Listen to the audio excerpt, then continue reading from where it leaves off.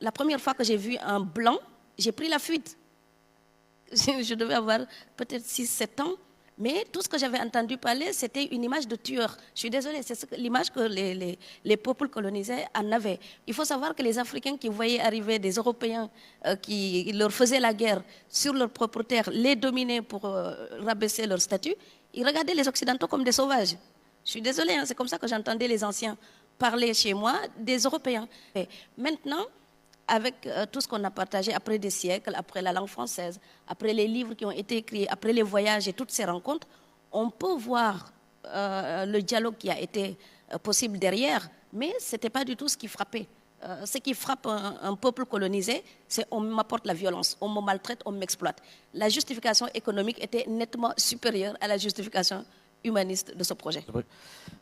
Mais quand on regarde déjà en 1748 avec l'esprit des lois de Montesquieu, avec ce nouvel homme, avec cette quête de bien-être, de bonheur et de lumière, ça ne peut pas se faire. On ne peut pas faire le bonheur des gens en les maltraitant.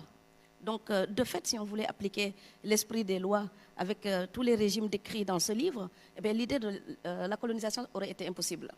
Parce qu'on ne peut pas aller mettre l'injustice pour faire de la justice. C'est antinomique. Donc les peuples qui sont extérieurs à l'Europe ne peuvent voir cette arrivée des Occidentaux que comme une domination de l'impérialisme, parce qu'à l'époque, ce qui s'est développé, c'est aussi les sciences naturelles. Donc quand on parlait du roman de voyage, du roman de formation, ce n'était pas censé former l'indigène africain, ça formait l'Européen. Donc on décrivait l'indigène africain pour en rire, pour se moquer, et surtout pour le soumettre et l'exploiter. Donc il y a, je ne sais plus si c'est François Ekelbeck qui disait, il faut connaître les peuples dominés de manière à pouvoir tirer parti à la fois de leurs qualités comme de leurs défauts. Donc il s'agit de servir et pas de partager les bienfaits des Lumières. Au Sénégal, il y avait les 4 communes, par exemple. Les citoyens des 4 communes étaient de nationalité française, donc Gorée, Dakar, Rufisque, Saint-Louis. Mais le reste du pays n'avait pas la citoyenneté française, par exemple. Et quand on parle de ces ex-colonies de la France, on a aussi tendance à penser que ce statut était partagé par la totalité du territoire, par exemple de la totalité du territoire sénégalais. Ce n'est pas le cas. Il y avait d'autres royaumes qui ont subsisté. Si vous prenez le cas du Saloum, par exemple, au Sénégal, eh bien, les Sérères, ils ont eu leur roi jusqu'en 1969. Leur dernier roi sérère, c'est Moungoy Diouf, il est mort en 1969. Il régnait encore parce que c'était une espèce de principauté à part, on les laissait tranquilles. Parce qu'il y a des gens qui ont résisté et qui n'en voulaient pas de cette colonisation. Les Lumières, la colonisation, les Lumières dévoyées, moi je ne dirais pas ça comme ça. Je dirais la politique a trahi les idées du XVIIIe siècle. Donc ce sont les politiciens qui se sont dévoyés, pas les valeurs, la portée elle-même de la philosophie des Lumières, avec qui ne voudrait pas d'une paix universelle comme l'a souhaité Emmanuel Kant, qui ne voudrait pas éliminer les régimes dictatoriaux, comme le disait l'écrivain donc Montesquieu. C'est juste que les politiciens ont limité ces bienfaits-là à leur propre territoire, à leur pays, parce qu'ils estimaient que les autres n'en étaient peut-être pas suffisamment dignes, puisque pas suffisamment humains. Et je pense qu'il y a quelque chose de colonial dans le présent qui est le nôtre, et non pas d'un ailleurs lointain. Et c'est précisément ce que... ça, je trouve que c'est une des grandes forces qui n'est pas forcément très soulignée du débat en France, c'est de parvenir toujours à renvoyer la question coloniale au passé. Alors qu'en fait, elle est dans le présent. La colonisation interne, elle a lieu aujourd'hui. Je comprends, enfin je pense comprendre, mais je ne donnerai pas la même explication. Moi, je pense que dire aux gens tout le temps que nous sommes dans le même système colonial, je pense que ça renforce quelque chose de très amer, de très difficile à digérer, donc de pas propice à la paix. Les problèmes d'aujourd'hui ont des noms. Voilà, les problèmes d'aujourd'hui ont de vrais noms. Oui, si on me contrôle aujourd'hui, je sais que l'immigration, par exemple, quand on contrôle les gens, il y a un côté qui peut être vexatoire, qui peut rappeler les colonies. Mais je sais parfaitement qu'on contrôle mon passeport, alors que mon arrière-grand-mère, pendant les colonies, elle n'avait pas de passeport. Donc, toujours se référer à cette histoire coloniale tragique, pour moi, c'est aussi une manière de refuser de la dépasser. Et alors, j'explique une chose, quand Voltaire conseillait Frédéric II de Prusse, les idées qu'il lui donnait, il pensait qu'on les utiliserait pour une gestion politique. Il ne pensait pas que ce monsieur deviendrait une sorte de dictateur.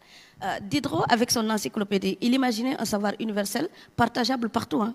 Donc, quand il a conseillé Catherine II de Russie, ils ne pensaient peut-être pas que ce pouvoir-là dominerait tellement les gens que ce serait plutôt du despotisme et pas le despotisme éclairé que le XVIIIe siècle voulait. Parce que cette domination-là, la retracer aujourd'hui, madame, si on arrive à ce qui se passe en banlieue parisienne, par exemple, ou à ce qui se passe entre les Noirs, les Blancs, les Africains, les Européens aujourd'hui, je ne pense pas que la colonisation soit la seule explication. Oui, mais elle est surtout celle que nous utilisons. Donc aujourd'hui, avec tout ce que nous pouvons apprendre, avec tout ce que nous avons acquis, je trouve que donner au problème actuel comme seule explication, chaque fois la colonisation, ou cette domination-là, je trouve que ce serait triste. Non, je veux l'ajouter parce que je pense qu'elle est systématiquement évincée. Merci beaucoup. Il ne s'agit pas. Non. Moi, je voudrais... Il ne s'agit pas. Voilà. Je veux bien un commentaire rapide et puis Frédéric Régent. Il y a un enjeu de complexité là. Il ne s'agit pas d'en faire la seule explication. Il s'agit de l'ajouter à la grille de lecture qui nous est toujours proposée et qui est celle en fait des inégalités ou alors de bavures policières par des fonctionnaires qui sont mal éduqués. Non, il y a quelque chose de structurel, il y a une forme de persistance et je ne parle pas d'un système qui s'est perpétué à l'identique. Non, il s'est reconfiguré, c'est d'ailleurs sa grande force, c'est de ne pas ressembler à ce que nos parents ont connu. Je ne vis pas en France comme mes parents ont vécu lorsqu'ils sont nés en Algérie sous le joug colonial. Mais il y a bien quelque chose qui n'a pas été démantelé. Il y a quelque chose qui n'a pas été détruit de cette idéologie, de la supériorité, de la blanchité qui aujourd'hui s'impose à nous, qu'on le veuille ou non. Donc, éluder, occulter cette dimension-là, c'est retarder le moment où on pourra collectivement trouver des solutions à une situation qui est devenue intenable du point de vue du racisme structurel.